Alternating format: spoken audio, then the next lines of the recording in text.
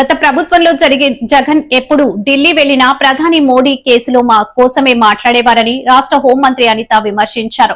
Railway zone కోసం ఎప్పుడు మాట్లాడలేదని అన్నారు. నక్కపల్లిలో మీడియాతో మాట్లాడారు. కూటమి ప్రభుత్వం అధికారంలోకి వచ్చిన తర్వాత సీఎం చంద్రబాబు ఆధ్వర్యంలో రైల్వే జోన్ వేగవంతం చేశామని అన్నారు. గురించి అక్కడ మాట్లాడే సందర్భం కూడా లేదు. 19 నుంచి 24 వరకు కూడా సుమారుగా 21 మంది ఎంపీలు ఉండేవారు. ఎప్పుడు చూడు వెనకాతల జగన్మోహన్ రెడ్డిని అక్కడ ప్రధానమంత్రి దగ్గరికి ఎక్కడికో తీసుకెళ్లి కేసుల గురించి మాట్లాడుకున్నారు తప్పించి రైల్వే జోన్ గురించి ఎవరు కూడా మాట్లాడే సందర్భం లేదు. 5 సంవత్సరాలు గడిచిపోయినాయి. తర్వాత ఎన్డీఏ కూటమి గవర్నమెంట్ వచ్చింది.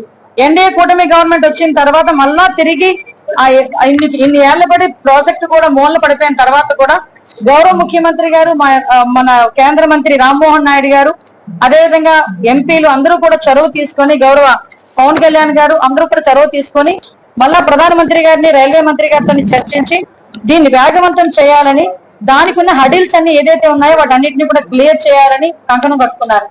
దానికి సంబంధించి ఎప్పటి నుంచో ఒక భూసేకరణ ఒక 50 ఎకరాల భూసేకరణ అనేది పెండింగ్ లో ఉంటే ఆ 50 ఎకరాలు కూడా లాస్ట్ 5 సంవత్సరాలు చేయలేక రైల్వే జోన్ ను పక్కన పడేశారంటే వాళ్ళంత పనిమంతులు మనందరం కూడా అర్థం చేసుకోవచ్చు. అటువంటి సందర్భంలో తిరిగి ఆ భూమి సేకరణకు సంబంధించిన విషయాలను కూడా వేగవంతం చేసి రైల్వేకి దాన్ని అప్పచెప్పి ఈ రైల్వే జోన్ కి సంబంధించిన సమస్యలన్నింటినీ పరిష్కారం చేసి ఆ రోజు గజెట్ విడుదల చేసే ప్రక్రియ కూడా మనం మొదలు పెట్టాం. మే 4వ తారీఖున సుమారుగా దీని గజెట్ కూడా విడుదల చేశారు. దీనికి సంబంధించి బడ్జెట్ లో కూడా ప్రత్యేకంగా నిధులు కూడా ఏర్పాటు చేశారు. అదే కాకుండా ఈ రోజు అంటే జూన్ 1వ తారీఖు ఈ రోజు నుంచి మన ఉత్తరాంధ్ర ప్రజల తాలూకా చిరకాల వాంఛ ఈ విశాఖ రైల్వే జోన్ అన్నది ఈ రోజు నుంచి ఆపరేషన్స్ లో కూడా వచ్చింది. నిజంగా మనందరం కూడా సంబరాలు చేసుకోవాల్సిన పరిస్థితి.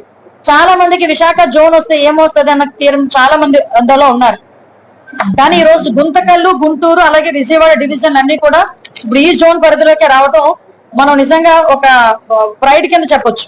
అదేవిధంగా దీనికి వచ్చిన ఆదాయం వల్ల ఇప్పుడు రాష్ట్ర అభివృద్ధికి కొంత మనం తీసుకోవచ్చు. అట్ ద సేమ్ టైం కొత్త రైలు ఏర్పాటు గురించి కూడా మనం ఈ డబ్బులు కూడా ఉపయోగించుకోవచ్చు. ఇదే కాకుండా దీని వల్ల ప్రత్యక్షంగా పరోక్షంగా చాలా మంది యువతకి కూడా ఉద్యోగ అవకాశాలు కల్పించే పరిస్థితి. రైలు మార్గాలను ఏర్పాటు చేసుకోవచ్చు, ఆధునికీకరణకు ఏర్పాటు చేసుకోవచ్చు, రైల్వే తయారీ యూనిట్లు తయారు చేసుకోవచ్చు. ఈ రోజు నిజంగా చెప్పాలంటే ఉత్తరాంధ్ర ప్రజలందరూ కూడా గౌరవ ముఖ్యమంత్రి చంద్రబాబు నాయుడు గారికి, ఉప ముఖ్యమంత్రి పవన్ కళ్యాణ్ గారికి, నరేంద్ర మోడీ గారికి జీవితాంతం రుణపడి ఉండాలి.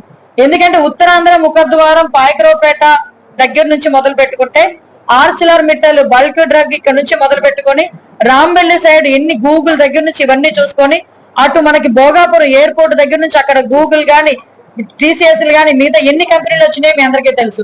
అప్ టు ఉత్తరాంధ్ర మొత్తాన్ని చూసుకుంటే ఒక పక్క నుంచి రైల్వే జోన్ ప్రకటించడం జరిగింది. ఈ రోజు నుంచి ఆపరేషన్ స్టార్ట్ అయినాయి. ఆర్సిలర్ మిట్టల్ స్టీల్ ఫ్యాక్టరీ 2029 నాటికి మొదటి దశ కూడా పూర్తి చేసుకునే పరిస్థితి ఈ రోజు కనిపిస్తా ఉంది. పనులు కూడా అంతే వేగవంతంగా జరుగుతున్నాయి. ఈ రోజుకి కూడా పరిశ్రమలు, పెట్టుబడులు ఎంత మేరకు వచ్చినాయో మీ అందరికీ తెలుసు.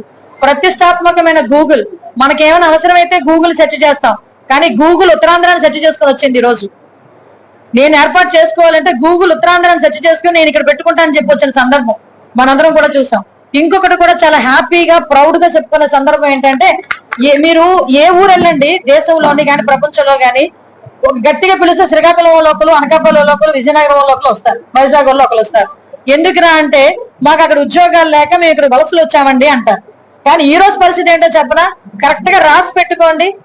ఈరోజు రాసి పెట్టుకోండి, కరెక్ట్ గా 3-4 సంవత్సరాల తర్వాత వేరే వేరే రాష్ట్రాల నుంచి ఉత్తరాంధ్రకి వలసలు ఎక్కువ అవుతాయి. ఉత్తరాంధ్రను ఉద్యోగం చేసుకుంటాడు, వాళ్ళ తల్లిదండ్రుల దగ్గర ఉంటాడు, తల్లిదండ్రుల బాగోగులు చూసుకుంటాడు, ఎక్కడికి పెట్టి బేడ సర్దుకుని వెళ్లాల్సిన అవసరం లేదు. దానికి తగ్గ ఉద్యోగాలని మనం ఇవ్వడమే కాకుండా మిగతా ప్రాంతాల నుంచి కూడా ఈ రోజు ఉద్యోగ అవకాశాలు ఇచ్చే స్థాయికి ఈ రోజు ఉత్తరాంధ్ర ప్రజలు వచ్చారంటే దానికి గల ప్రధానమైన కారణం ఈ రోజు నారా లోకేష్ గారి దూరదృష్టి ఒకవైపు, ఈ రోజు ఒక పక్క నుంచి గౌరవ ముఖ్యమంత్రి చంద్రబాబు నాయుడు గారు, ఉప ముఖ్యమంత్రి గారు పవన్ కళ్యాణ్ గారు, మోడీ గారు సహాయ సహకారాలు ఒకవైపు. ఈ రోజు డబుల్ ఇంజిన్ సర్కార్ అని ఎప్పుడు అయితే అన్నామో దానికి తగ్గట్టుగానే డబుల్ ఇంజిన్ సర్కార్ with triple that powerful leaders ఈ రోజు యాక్చువల్ గా ఇంత మంచిగా. మీకు మా వార్తలు నచ్చినట్లయితే మా ఛానల్ ని సబ్స్క్రైబ్ చేయండి, లైక్ చేయండి, కామెంట్ చేయండి. మరిన్ని వార్తల కోసం R9 టీవీ ఛానల్ ని చూస్తూ ఉండండి.